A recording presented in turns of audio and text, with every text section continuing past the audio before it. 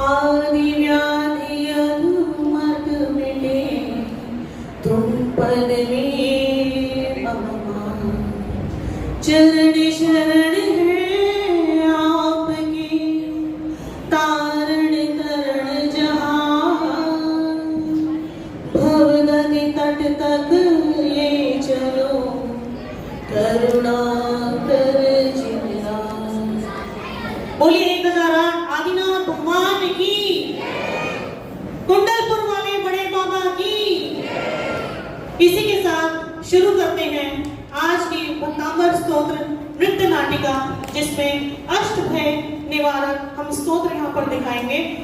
और इसमें भक्तांबर स्तोत्र जैसे सभी को ही आता है, सब पढ़ते भी हैं, तो ज्यादा बताने की जरूरत नहीं है, पर फिर भी जो हम दिखाना चाह रहे हैं थोड़ा सा उसके बारे में संक्षिप्त बता दूं कि इसमें हम पूरे स्तोत्र ना दिखाकर केवल अष्टभय वाले 8 स्तोत्र यहाँ प्रस्तुत करने की कोशिश कर रहे हैं, जिसमें जब भी हमारे ऊपर कोई विपत्ति आए, कोई संकट आए, तो वो किस किस तरीके के अलग अलग संकटों से एक भक्त के ऊपर जब ये संकट आते हैं और यदि वह सच्चे मन से भगवान को याद करे तो वह उनसे बड़े आसानी से पार निकल जाता है। जैसे कि यदि कोई हाथी, मद वाला हाथी आक्रमण कर दे, तो उस स्थिति में भी वह भक्त भगवान को याद करके बिल्कुल शांत रहता है। यदि कोई सिंह आक्रमण कर दे, तब भी वह बड़े आसानी से उस संकट से निकल जाता है। यदि उसे संकट बेड़ियों में बांध दिया जाए, उसे बंद कर दिया जाए, तो भी वह भगवान को याद करके और स्तुति करके भगवान की उस संकट से आसानी से निकल सकता है। इसी क्रम में यदि वह बड़वानल समुद्र में खो जाए, वहां फंस जाए, तो वहां से भी वह आसानी से पार निकल जाता है। अग्नि लग जाए, अग्नि से भी वह आसानी से निकल जाता है। यदि बहुत ज्यादा कुष्ठ रोग हो जाए या किसी भी तरीके का भयंकर रोग हो जाए, तो सबको पता है कौन सा स्तोत्र, कौन सा श्लोक पढ़ना है। 45वां श्लोक, उद्भूत भीषण जलोदर भार भुगना शोषाम दशा मुक्ताश्चु जीवताशा त्वल्पाद पंकज रजोमृत दिग्ध देहा प्रटा भवंती मकरंद भ्रष्टुलरूपा। तो सब वही पढ़ते हैं जब भी कोई कठिनाई में किसी की रोग हो या कुछ भी हो, तो वह उससे भी पार कर जाता है। आजकल भक्तांबर स्तोत्र को एज अ थेरेपी भी लिया जाता है, जहाँ बड़े बड़े डॉक्टर्स भी कहते हैं कि हाँ भक्तांबर स्तोत्र चला दो पेशेंट के पास, रोगी के पास। तो इसी तरीके के हम जो संकट अलग अलग हैं, उनसे कैसे मन में भगवान का विश्वास धारण करके हम बाहर निकल सकते हैं, ये आज हम दिखाने की कोशिश करते हैं। यदि कहीं हमसे त्रुटि हो तो हमें क्षमा करिएगा। आइए शुरू करते हैं अष्टभय निवारक भक्तांबर स्तोत्र नृत्य नाटिका। बोलिए आदिनाथ भगवान की।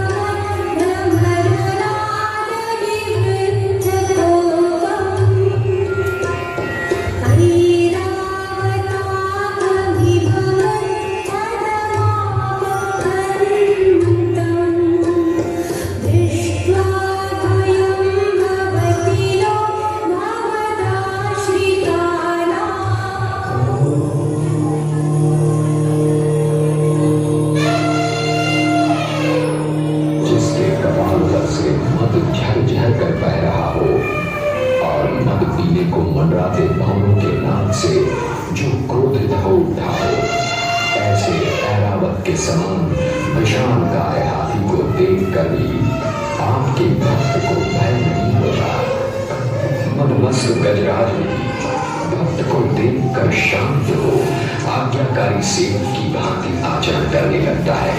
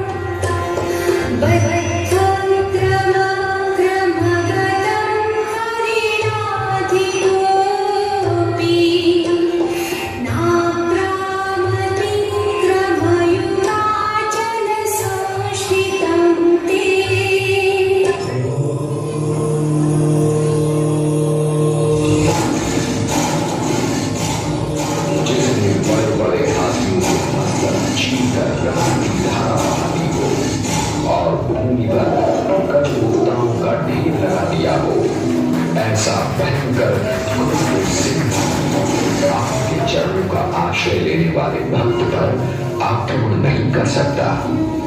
प्रभु, आपके चरण युगलों के प्रभाव से भक्त हर भय से मुक्त रहता है।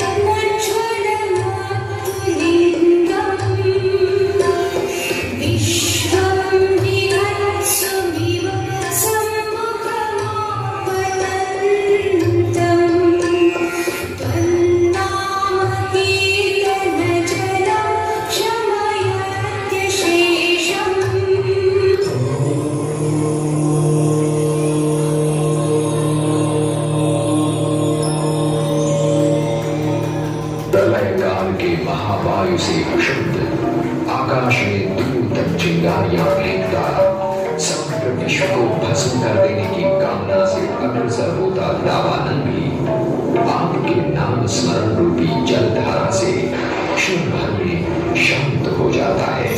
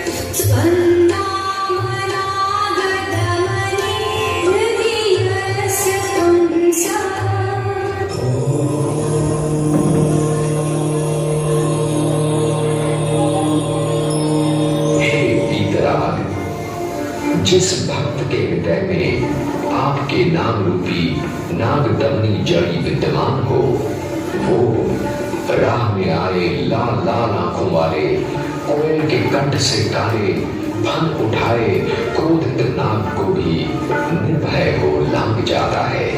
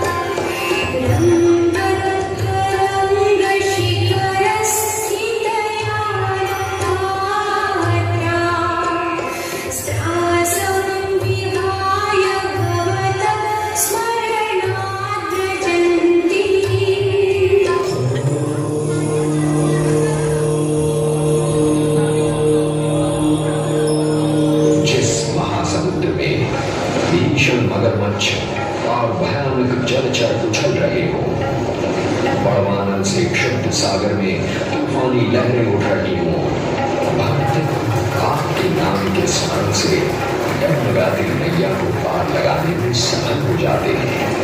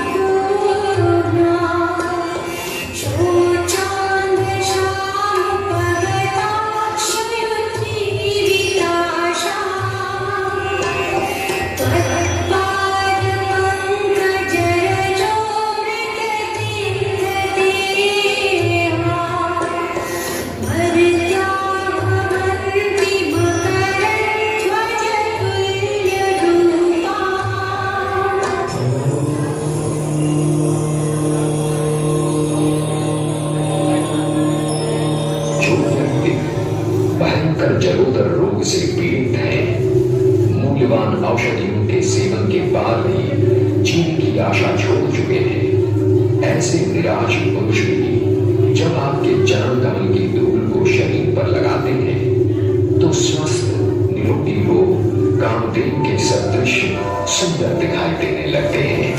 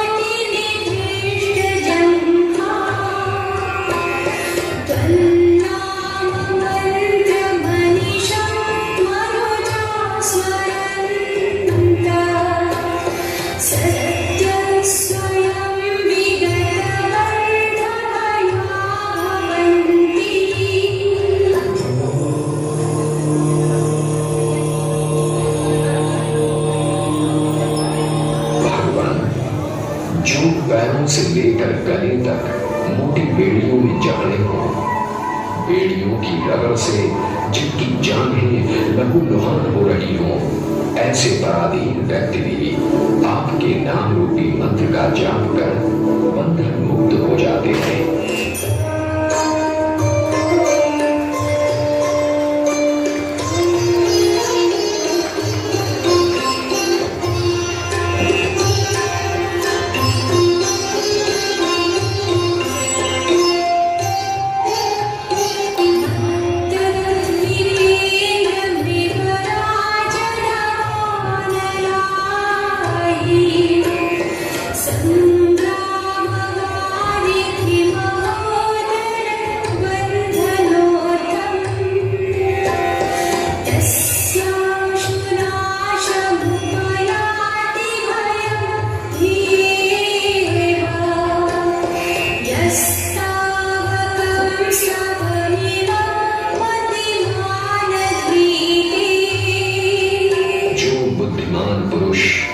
आपकी यशोगाथा से परिपूर्ण इस स्तोत्र का भक्तिपूर्वक पाठ करता है, वो मदोन्मत्त हाथी, क्रुद्ध सिंह, दावानल, विषधर नाग, भयानक युद्ध, समुद्र, जलोदर रोग और कारागार जैसे अष्ट भय से सदा मुक्त रहता है।